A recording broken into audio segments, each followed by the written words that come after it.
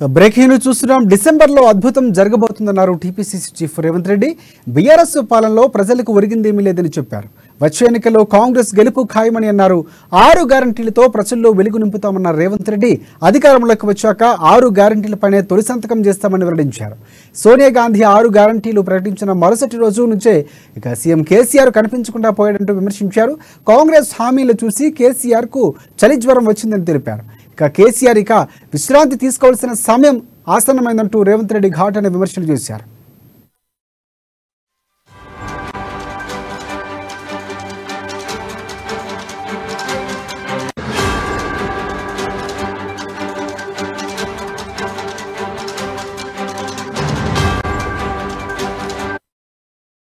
Breaking news చూస్తున్నాం. డిసెంబర్లో అద్భుతం జరగబోతుందన్నారు TPCC chief Revanth Reddy. BRS పాలనలో ప్రజలకు ఒరిగింది ఏమీ లేదని చెప్పారు. వచ్చే ఎన్నికల్లో గెలుపు ఖాయమని కూడా కాంగ్రెస్ పార్టీ గురించి ఆయన వ్యాఖ్యానించారు. 6 గ్యారంటీలతో ప్రజల్లో వెలుగు నింపుతామన్న రేవంత్ రెడ్డి అధికారంలోకి వచ్చాక 6 గ్యారంటీలపైనే తొలి సంతకం చేస్తామని వెల్లడించారు. సోనియా గాంధీ 6 గ్యారంటీలు ప్రకటించిన మరుసటి రోజు నుంచే సీఎం కేసీఆర్ కనిపించకుండా పోయాడంటూ విమర్శించారు. కాంగ్రెస్ హామీలు చూసి కేసీఆర్కు చలి జ్వరం వచ్చిందంటూ వ్యంగ్యంగా వ్యాఖ్యానించారాయన. ఇక కేసీఆర్ విశ్రాంతి తీసుకోవాల్సిన సమయం ఆసన్నమైందంటూ రేవంత్ రెడ్డి చెప్పారు. సంప్రదించుకోవాలి, కలిసిమెలిసి ఉండాలి అని. కలిసిమెలిసి ఉండడం అంటే వ్యూహం ఉంటుంది రాజకీయాల. కొన్నిసార్లు ఎత్తుగడలు ఉంటాయి. వాళ్ళిద్దరు కలిసి ఎన్నికలలో పోటీ చేస్తే కాంగ్రెస్ పార్టీ వాళ్ళని బండకేసి కొడతారని తెచ్చి ఇద్దరు విడిపోయినట్టుగా ఉండి ప్రభుత్వ వ్యతిరేక ఓటును చీల్చి 2018లో కాంగ్రెస్ అధికారంలోకి రాకపోవడానికి మీరు ఒక ఆలోచన చేయండి. నరేంద్ర మోడీ గారి వేవ్ ఈ దేశంలో జరుగుతుందన్నారు. మరి నరేంద్ర మోడీ గారి వేవ్ ఉన్నప్పుడు 105 నియోజకవర్గాలలో తెలంగాణలో బీజేపీకి డిపాజిట్లు పోయినాయి. మరి బీజేపీ సానుభూతి ఓటు ఎక్కడికి పోయింది?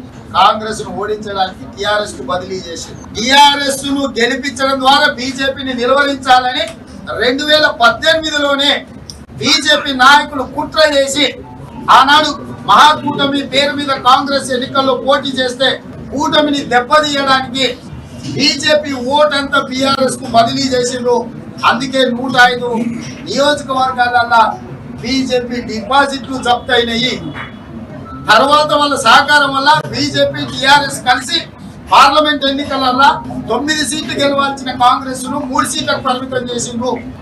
ఇవాళ వాళ్ళిద్దరి మధ్యలో ఉన్న ఫెవికల్ బంధం ప్రజలకు అర్థమవుతుంది. మేము చెప్పినప్పుడు మమ్మల్ని అనుమానంగా చూసారు. రేవంత్ రెడ్డి గారు ఇట్లనే ఆరోపణలు చేస్తుంటాడే. నేను చెప్పిందే మోడీ చెప్పిండు, మోడీ చెప్పిందే కేటీఆర్ చెప్పిండు. మేము కలిసే ఉన్నాం, మేము కలిసి మాట్లాడుకుంటున్నాం. ఒకరినొకరు సంప్రదించుకోవాలి, కలిసిమెలిసి ఉండాలి అని. కలిసిమెలిసి ఉండడం అంటే వ్యూహం ఉంటుంది రాజకీయాల. కొన్నిసార్లు ఎత్తుగడలు ఉంటాయి. వాళ్ళిద్దరు కలిసి ఎన్నికలలో పోటీ చేస్తే కాంగ్రెస్ పార్టీ వాళ్ళని బండకేసి కొడతారని తెచ్చి ఇద్దరు విడిపోయినట్టుగా ఉండి ప్రభుత్వ వ్యతిరేక ఓటును చీల్చి 2018లో కాంగ్రెస్ అధికారంలోకి రాకపోవడానికి మీరు ఒక ఆలోచన చేయండి. నరేంద్ర మోడీ గారి వేవ్ ఈ దేశంలో జరుగుతుందన్నారు. మరి నరేంద్ర మోడీ గారి వేవ్ ఉన్నప్పుడు 105 నియోజకవర్గాలలో తెలంగాణలో బీజేపీకి డిపాజిట్లు పోయినాయి. మరి బీజేపీ సానుభూతి ఓటు ఎక్కడికి పోయింది? కాంగ్రెస్ ను ఓడించడానికి టీఆర్ఎస్ కు బదిలీ చేసింది. టీఆర్ఎస్ ను గెలిపించడం ద్వారా బీజేపీని నిలువరించాలని 2018లోనే బీజేపీ నాయకులు కుట్ర చేసి ఆనాడు మహాకూటమి పేరు మీద కాంగ్రెస్ ఎన్నికల్లో పోటీ చేస్తే కూటమిని దెబ్బతీయడానికి బీజేపీ ఓటంతా బీఆర్ఎస్ కు బదిలీ చేసిండ్రు.